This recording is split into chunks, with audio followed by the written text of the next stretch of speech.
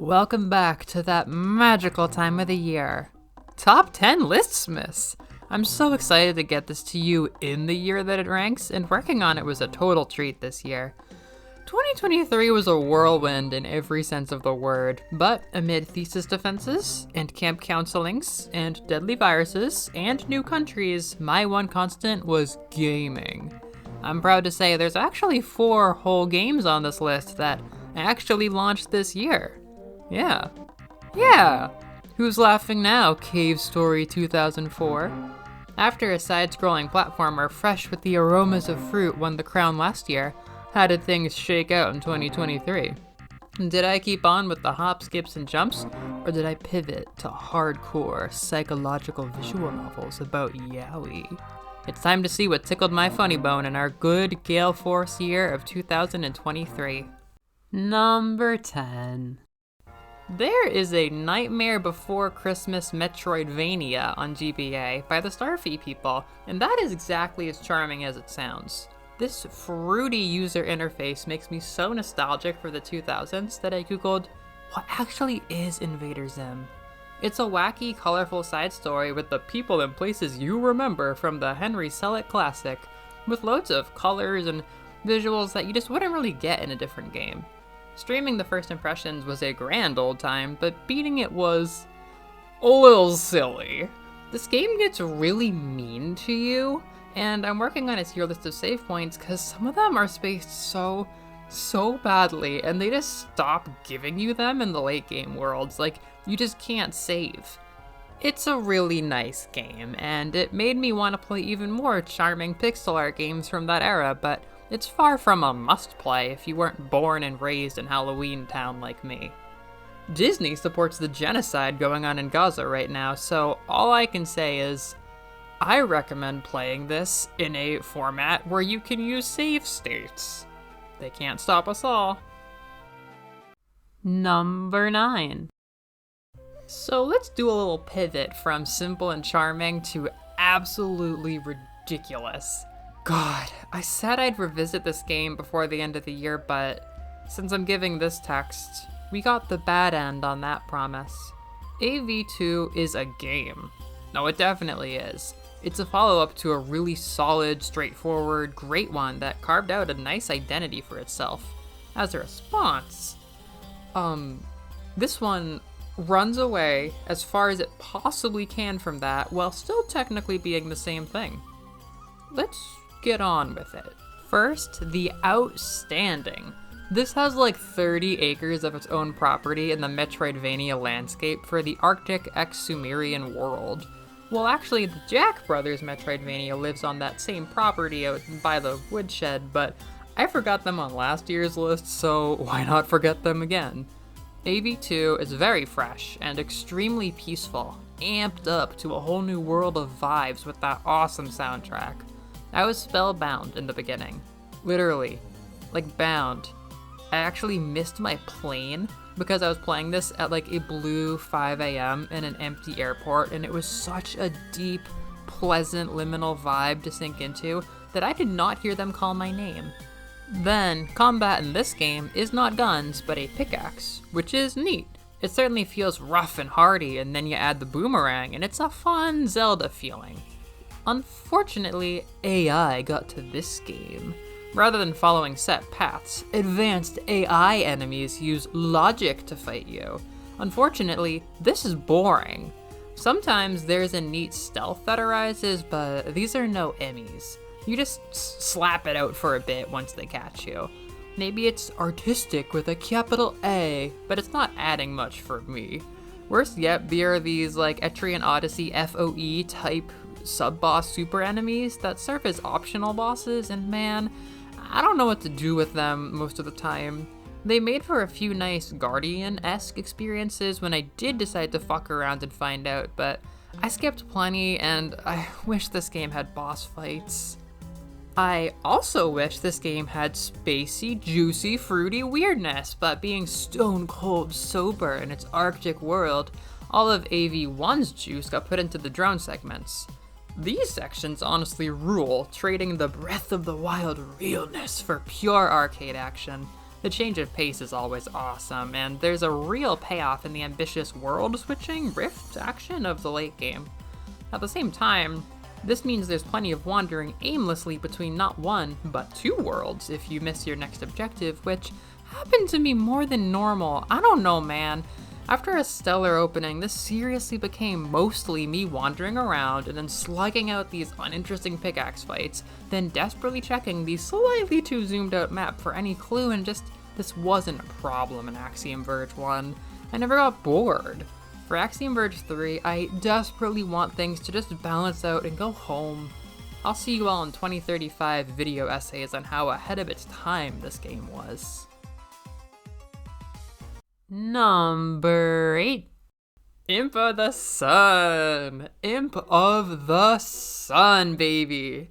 This is a game I have a lot to say about, and that is a promise on future videos. This is far and away the buggiest and least polished game on this list, or maybe my Switch, with some elements that just straight up feel bad. But this is also a game with one of the strongest themes, most absorbing art, most interesting inspirations, most comprehensible world building, and biggest places in my heart. At its best, it's like daytime Hollow Knight with absorbing environments packed with these toasty colors and all these animated moving parts, just bringing it to life like the best. At its worst, the app just fucking crashes. Let us begin.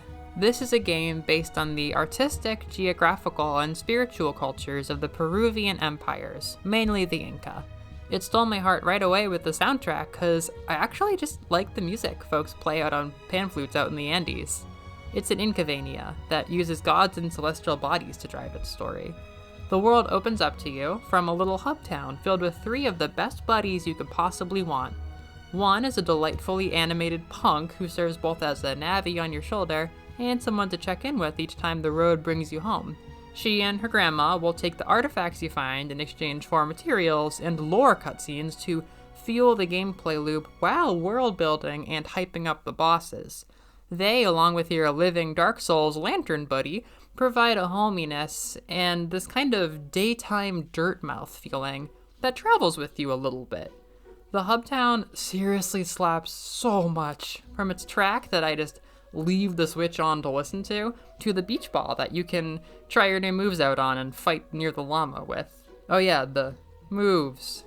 Impy Sun has some of the most fun and clicky moves of all time, mixed in with the most boring, dry attacks I've ever used. The fireball spin is like fantastically fun to just spam whenever you're walking. It's like my favorite. Then the lack of sound or any visual swagger on the spear throwing ability just makes me go, what? Why am I even doing this? The item progression is definitely good, and I believe the replay value driven by the 4 non-linear areas with unlocks will actually be rock solid. The issue is just this platforming does not always feel good.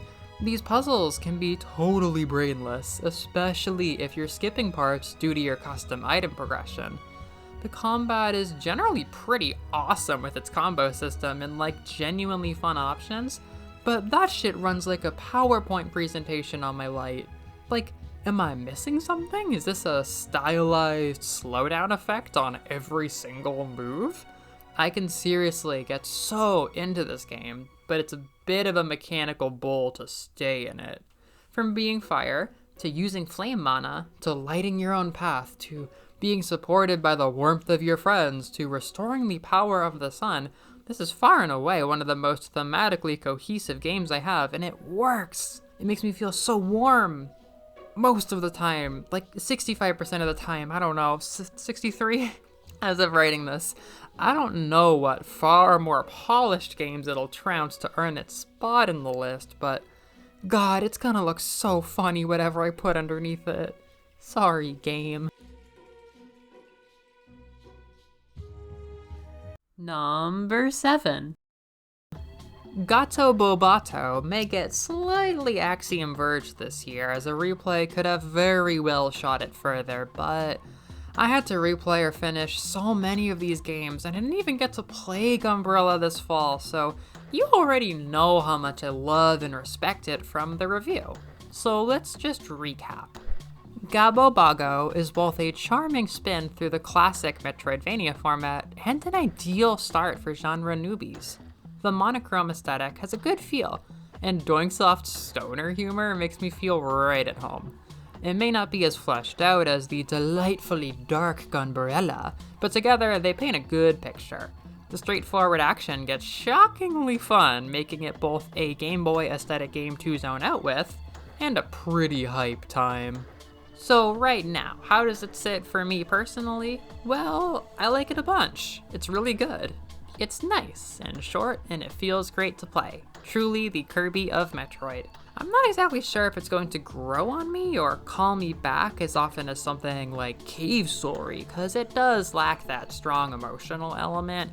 And if I'm being honest, I think the samey nature of the worlds prevents moments like, damn, I need to go back to Gato Roboto right this second and do that one thing. That's far from a crime. It's probably going to be a solid gatekeeper of the top tier of my favorite games going forward. It's frankly just nice to have discovered another chill monochrome game to play after falling in love with Game Boy Kirby some not long ago. Good job, Kiki. Mission accomplished. Alrighty, so it's early, the night is young, we still have as many games as you're expecting to get through, but I've got like a good chunk of honorable mentions, so I thought it'd be nice to slip some in here. Melon Journey Bittersweet Memories was one of those games are art moments when I said, I want to be in that promo art doing that thing, and then I got to be. This is a walk around talking to stuff adventure, and I'm no judge of those. But aside from some issues with like in-jokes not landing and missing some context from the first game, I had a great time with it. It doesn't seem world-shatteringly good, but what you see is what you feel, and the chill soundtrack, offbeat humor, and lovely Game Boy aesthetic create a bubbly trance. There's a grim capitalism story, a falling in with the local gang story, a mystery story, and they all come together to make a good little melon game, delivered with bunny ears and on roller skates. Drinking melon soda has never been the same since. Side note, I actually played this and Gato Roboto together in April after finishing my master's thesis, which felt like winning the mini Olympics for geeks. And yeah, I had a great time. 2 Game Boy games this year. Going as far as possible from that genre while landing in a shockingly similar part of my brain is Mushihime-sama. Exposure to bullet hells and shoot-'em-up mechanics hidden in other games is a frequent job hazard at Melovania, so this year I fished around and found Mushihime-sama. I wanted to give them a try. I pound this bottle of aesthetic when I need straight-up 2023 green in my veins and crunchy hit marker sound effects to permeate my being. Being more or less my first impressions and review of the bullet hell genre as a whole, I say, fun!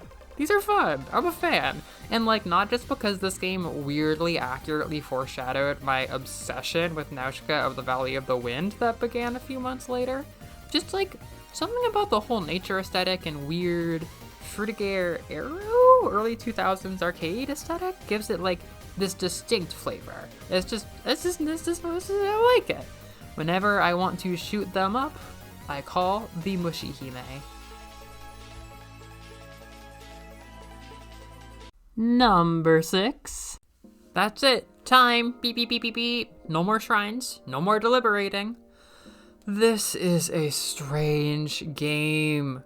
It was really my first new Zelda since getting into the series, and I went a little bit nuts during the wait for it. It was not the triumphant advent that I was hoping for.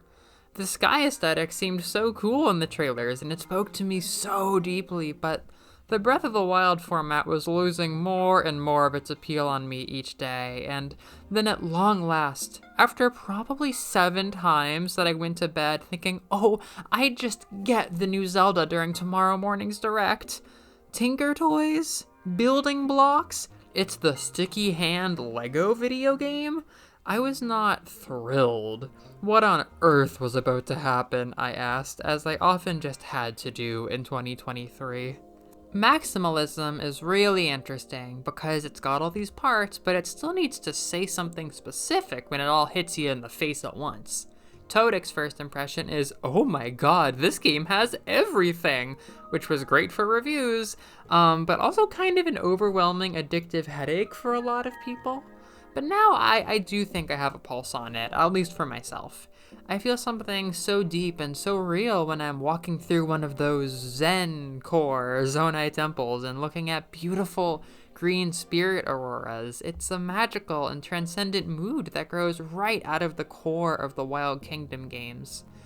This time, friends abound, and they all sound so excited to get to business bringing the new Hyrule to life, and you can feel it. I enjoy it. It's probably my favorite part of the game. Despite the sheer vastness of possibilities, the new mechanics and the new faces that this game brings, etc., I'd say that subtle, deep, kind of magical community love and hope really rises up as the flavor of Todek for me. I'm gonna say this is a Skyward Sword type of game, especially if those reviews end up souring. For me, it definitely is. Zonai stuff is absolutely my number 2 favorite atmosphere in the whole series, only after Skyward Sword's art style. Don't at me, don't fight me, don't send death threats, I don't care. Maybe I'll make a video on it, just be quiet. So it puts me in a similarly happy trance when everything clicks and I'm happy to be there and everything looks nice and feels nice, and to be honest, I enjoy using Ultra Hands, so I should enjoy this game. But yeah, it makes a great trance when it clicks. Because it's also a game where you do bullshit, polarizing, gimmicky gameplay that nothing will ever play like ever again to navigate a game that you've already kind of played to get more delicious slices of the good story stuff, which is good stuff. Like, this world is full of people to see, growth arcs to continue, side quests to chuckle over, and evil Zelda-related mysteries to unravel. One day I realized the story is more than just the fancy cutscenes in Codec, and I didn't need to 100% Skyward Sword book it between my visits to the Zonai realm and memory druplets. Every NPC seems to have a little story, or create a little moment with you, and from the Hateno Cheese Tsundere to the professional well explorer, I realized the best thing in Todek was really this tiny stuff, and it delivers a veritable banquet of it. So at the end of the day, I'm enjoying a lot of the stuff that Todek is delivering. Like, it's really special. I've been convinced the whole time it's either going to be my second favorite Zelda or my second least favorite, at least among the 3D games, and I still think that. I don't know which. I just think a second Wild Kingdom game was really indulgent when the original game was kind of lacking in variety. Like, we might have 3 times as many enemies now, we do not, but we also have 3 times as many areas to cover. And the signature Nintendo simplicity just kind of sucks here. Like, you can't just make players fight the same enemies over 3 entire overworlds for the same relatively small pool of resources. You just can't, even if they all have like 1 secondary use now. Nintendo just seems so afraid of making a system-rich game that could match this kind of size, and they cling to this goal of getting the most out of the least, but fuck it, I would have waited even longer for a proper new world, or more enemy variety, more experience variety. I've been patient. I've really spent time with these games, but if I have to smack up another 1,000 bokoblins on their head with a wacky creative strategy pulled right out of my ass instead of straightforward puzzle enemies if placed meaningfully in the next 3D Zelda, I am going to lose my mind. Number 5.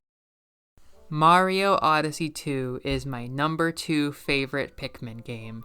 It's incredible that we even got it without any Marios in it at all. You can really see how the Nintendo Research Lab Fund development team immediately got to work, rolled up their sleeves, just crammed the next game with as many novel moments, enjoyable gimmicks, and satisfying systems as possible to match the first game's immersive sandbox feel. The difference is this time, there's a dog. Using Pikmin feels really flapping good in this new zoomed-in faux 3D adventure style. Haptic feedback is sex on the beach like always, and watching Pikmin work is just like, oh my god, like, I have to hand it to Miyamoto. He actually channeled his vision of like bugs on a log from when he was a kid or whatever, and it was so worth it. Like, I need to say that Pikmin 3 is still my preferred Pikmin game, but like Kirby and the Forgotten Land, this is a very compelling second best way to enjoy the series for me. The worlds are outright absorbing. The tasks you do are so tactile and fun. They really feel like they were a hijacked Super Mario playbook to me. If we got this instead of another sandbox Mario, I would kinda straight up tell people to suck it up and give Pikmin 4 a try. Like, it's a masterpiece and well deserving of the cultural Pikmin moment it has created in Japan. And like among like the strangest people on the internet, according to the memes that I've seen. It's got a strong personality too. Personality that I kind of bounced off of at first, like, to be honest. It's weird to me how relevant Colin is. He's the comms guy, which swag, but he even handles like stuff that the commander kind of should be handling. I thought he was gonna be a twist villain with this whole spooky puppet face and everything. But I've come to respect the vibe a lot. It's actually ridiculous how far they went with dog names, and there's this pack mentality that grows and really sets 4 apart from the other games. It's got a theme, baby. Explorers from all over space team up with man's best friends and almost every kind of Pikmin in the series to thrive together. One mechanic is raising your ride or die partner, one is increasing your swarm of helper buddies, and another is building out a whole village of castaways from whoever, wherever. Not one, but 2 kinds of symbiotic life make up your community, and every night they all party together to celebrate your hard work, and it's really satisfying. It looks good. They really got something going on with that homecoming scene. It's meaningful. The isolation in Pikmin 1 is completely gone. This Pikmin min-maxes community. There is a lot more too. It's weird how well night mode scratches an itch for a low-stakes arcadey Pikmin action like mode that I didn't even know I had. And glow Pikmin and ice Pikmin are really damn good too. They might be my favorites. Now, the controls can suck absolute donkey now and again, and I do share the sentiment that it was dummy Tendo to force Snap Lock onto all of us. Like, oh my god, some of the later game moments just do not work for me. But that said, it usually works so smooth with the Snap Lock. The Miyamoto Snap, I don't know what I'm gonna call it. The added onion max progression is really, really great. I adore optimizing Dandori challenges, I get really into those, and the final boss fight had me on the edge of my seat for what felt like ages. Because I beat it on the first try. That was a white knuckle experience. I'd honestly say this was another major step in helping me enjoy 3D gaming as a whole. This was a massive moment in my emotionally packed summer, and Pikmin 5 is going to be on my mind a lot from now on.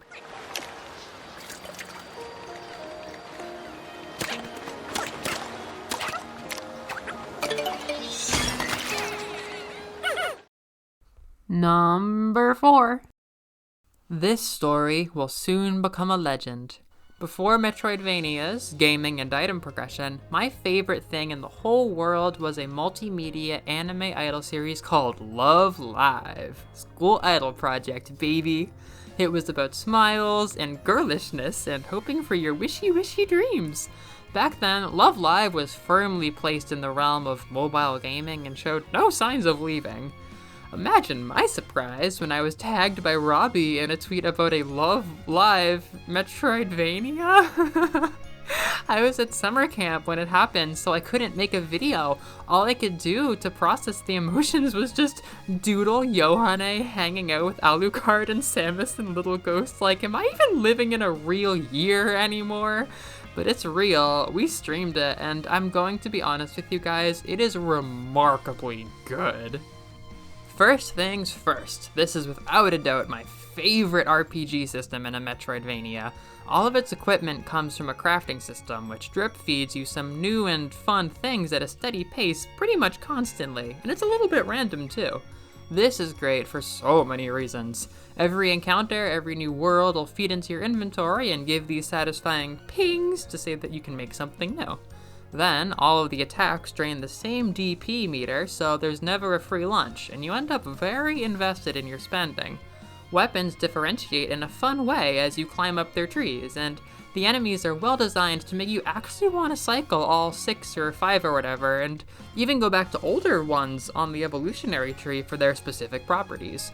Pair all of this with useful equipment pieces with elemental resistances and stuff like that to strategize, and a slow increase in your equipment slots via finding stuff as rewards, and you have one of the most engaging RPG systems I know, by far.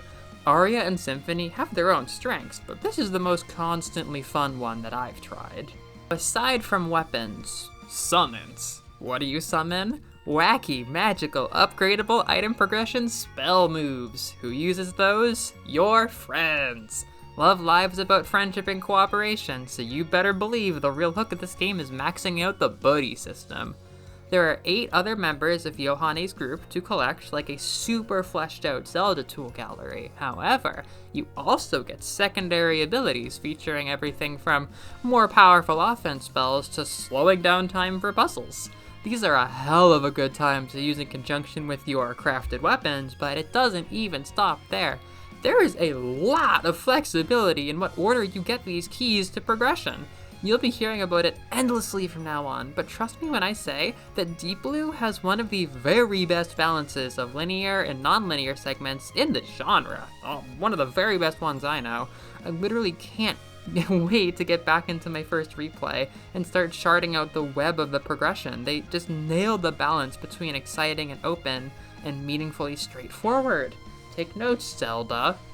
My only real complaint and hang-up is the story, as little is done to make you care about the grotto or the enemies before the final lore dump, which kind of fixes things, and I can't really see how a non-Love Live fan would really find a way to get interested in the world or characters. Despite the really neat Sea Grotto aesthetic, which is really neat, I feel like it's one of the more empty Metroidvanias I've ever tried, in terms of emotional, meaning. It's kind of stuck at Love Live's classic, glittery, plasticky hopefulness, and doesn't go too far beyond. That said, if a game jam-packed with charming buddies and pleasant seafloor atmosphere sounds good to you, then you're just not in for a feast, but probably a couple extra servings of replay goodness afterwards. I know it's funny that this list was bombarded with experimental and chill and irregular Pleasantvanias, but I think I can say now that this is the very best of the bunch. In relation to beating Zelda, I honestly didn't write either of these scripts with relation to each other, nor did I know that the Love Live game was gonna knock out the 3D Zelda with 17 years of dev time when I drafted them, and I'm not trying to dunk on Todic at all. Doing that doesn't make me happy. Now, in relation to beating Pikmin, this was hard. They were so close I almost tied them again tonight. Tonight. I was fully ready to shoot 654 Yohane Todic Pikmin a couple weeks ago, but then Yohane beat Todic pretty soundly 2 weeks ago, and I've just been so conflicted. While doing an unrelated ranking, just for fun, I realized, I don't think Yohane's below Pikmin 4, so I'm gonna toss you the preemptive W, Yohavania. Congratulations. Woo, okay, we love our B tier. That was a lot of fun. Those are good games. Ranking them, very difficult. Let's just do some honorable mentions. Legends Arceus, that is a nice little game. Being a connoisseur of Switch-era Pokemon complaints and discourse, I know about the GameCube oceans. I was there to point them out.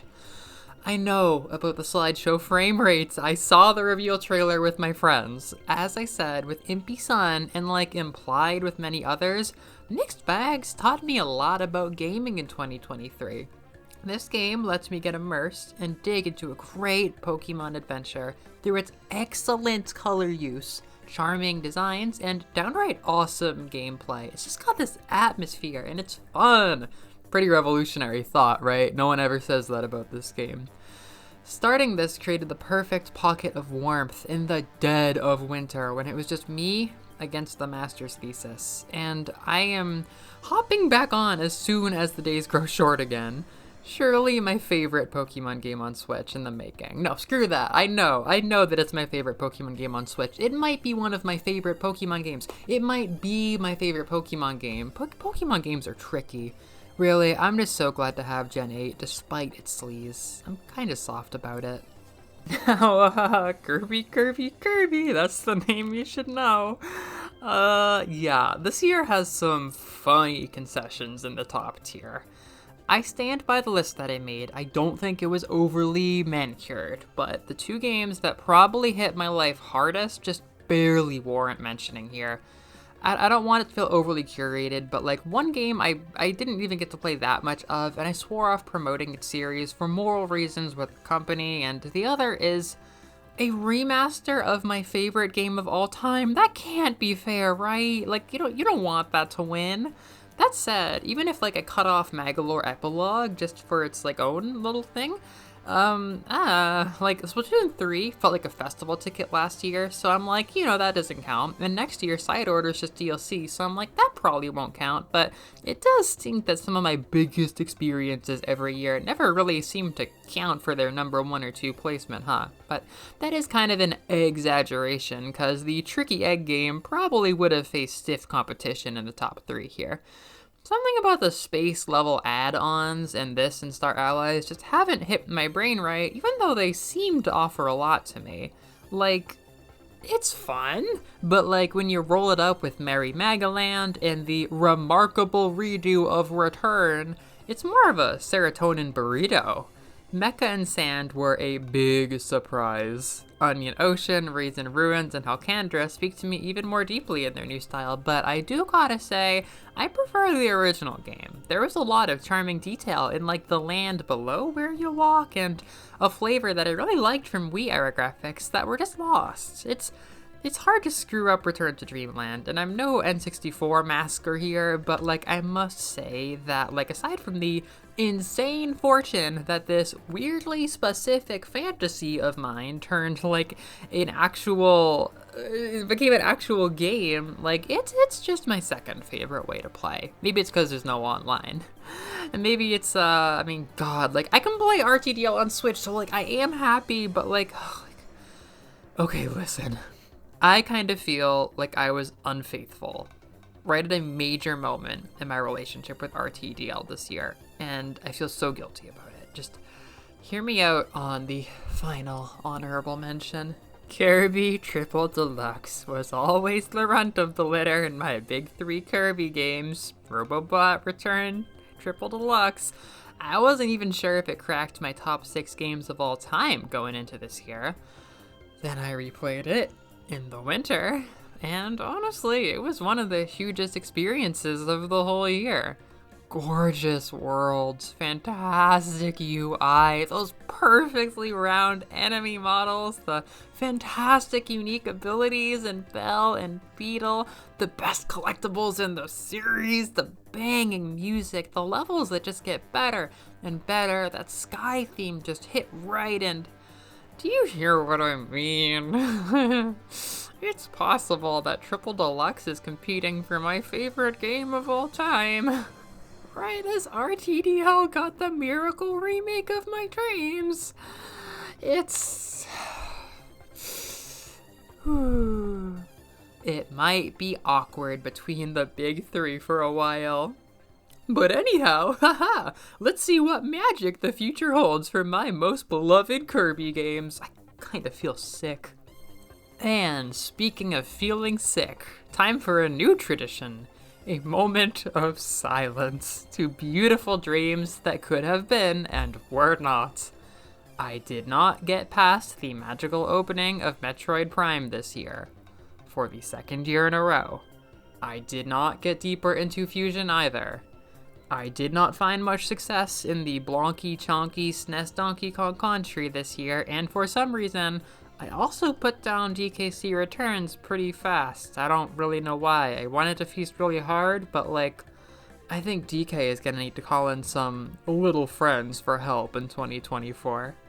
I, of course, did not play nearly as much Gunbrella as I wanted to, and yeah, that vacation on Isle Delfino that I waited over 20 years for was turned into a rain check. We were getting somewhere, but nah. For all these falter dreams and more, we take a moment's pause before finishing the climb. Okay, top 3. These ones are gonna break your balls. Number 3. Rayman Legends was some of the best fun I had this entire year.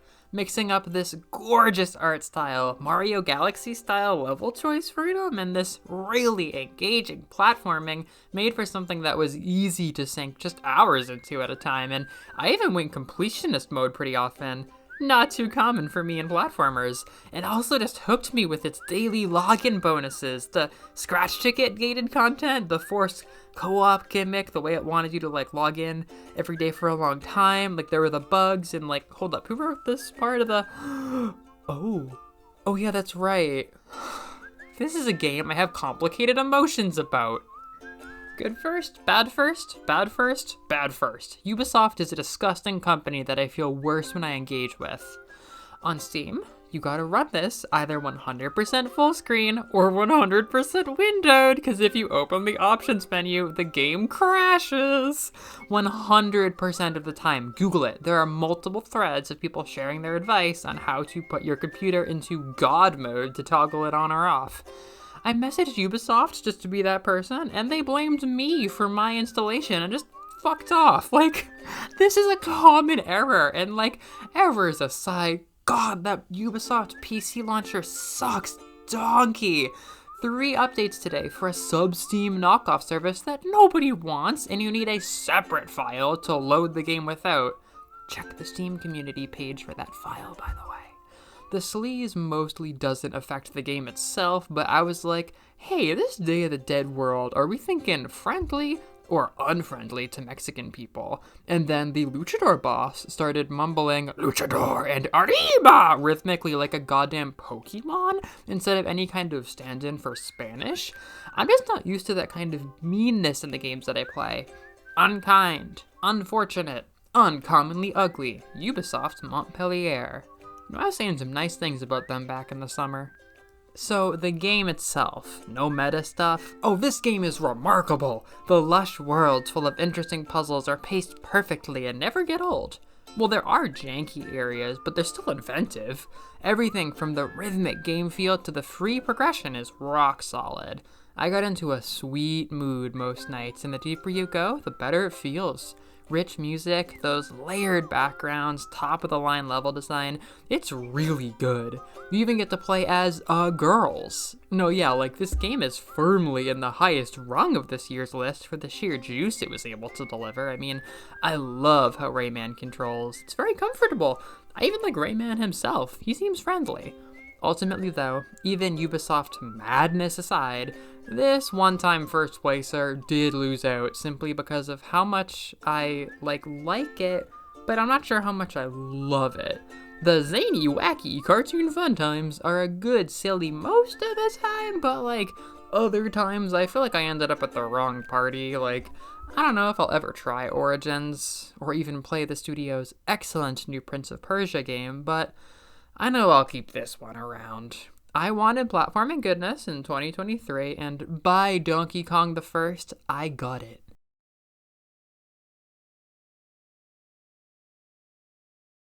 Number 2. I speed ran fan service by getting into Rondo of Blood last winter. Alucard's circle of buddies expanded a few rungs when he invaded Dead Cells with Richter. That lovingly made and vibrant DLC trailer, mixed with some beaming praise I happened to see from Castlevania fans, pushed me to meet this first part of Soten's family, and I haven't needed a new Castlevania since. The engrossing atmosphere and winning characters got me hooked so fast I almost felt nostalgic when Return to Castlevania actually dropped. And then I was popping off in the fall when Castlevania Nocturne showed me its own take on the world, so what's up with that? Rondo of Blood is a game where you die over and over again, and then retro gamers tell you it isn't hard. It has some connection to the greats in that way. Fortunately, underneath all the bullying, these levels are your best friends. Everything is lush with a whole lot of color for Avania. Weapons and subs feel great to use like Symphony, and the bobs bop harder than ever. It feels really good to master a sequence with these fancy movement options like the double back jump, and the hours and hours I've spent painfully walking over coals to master it makes me feel like a farmer sowing sorrow to reap replays. It's already been fun. What keeps me going with these levels that I have not finished is the 2 pro tag system.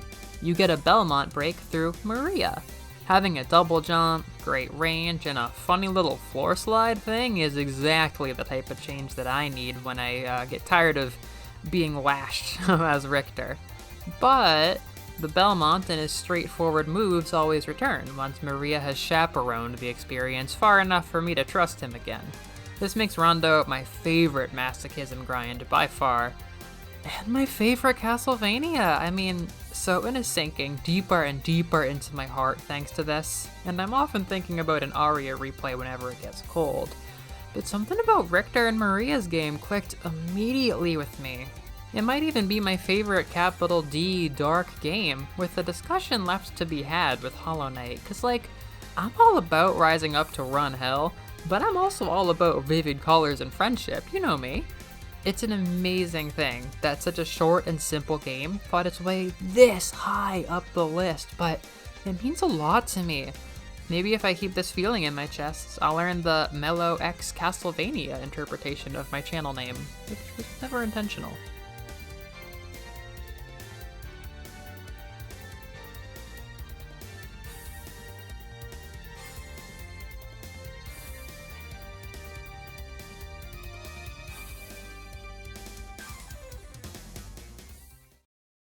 Number 1.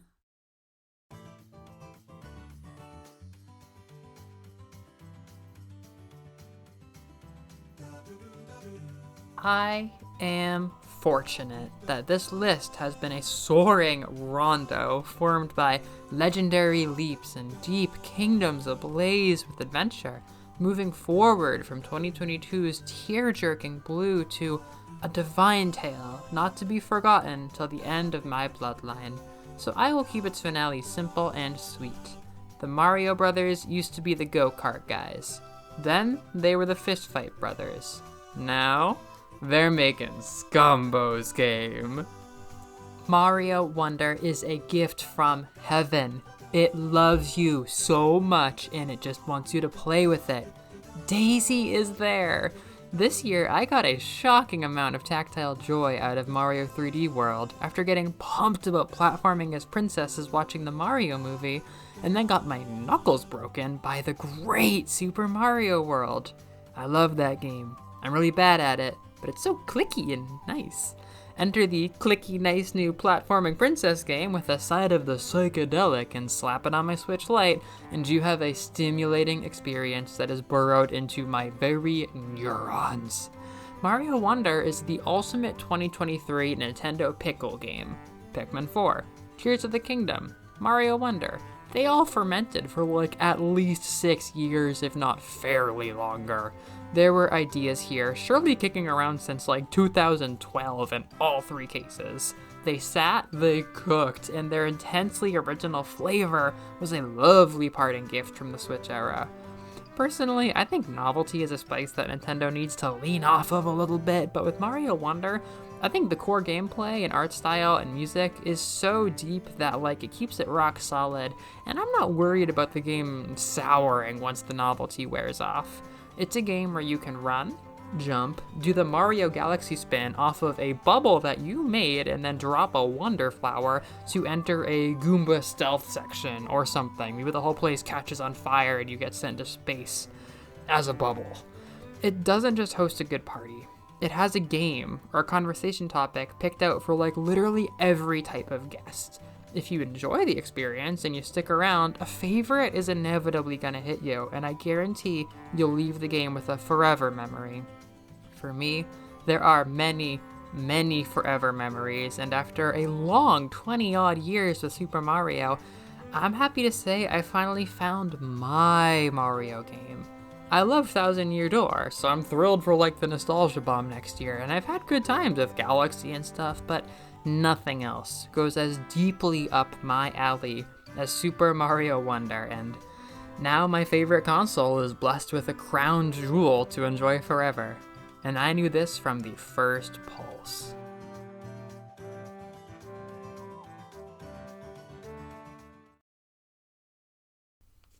So ends 2023. Did that actually happen? My head is still spinning and spinning trying to process it. Generally though, I feel like this year was a little bit weaker than last year, which is fair when Cave Story, Donkey Kong, Castlevania, 3D Kirby, they were entirely new concepts back then.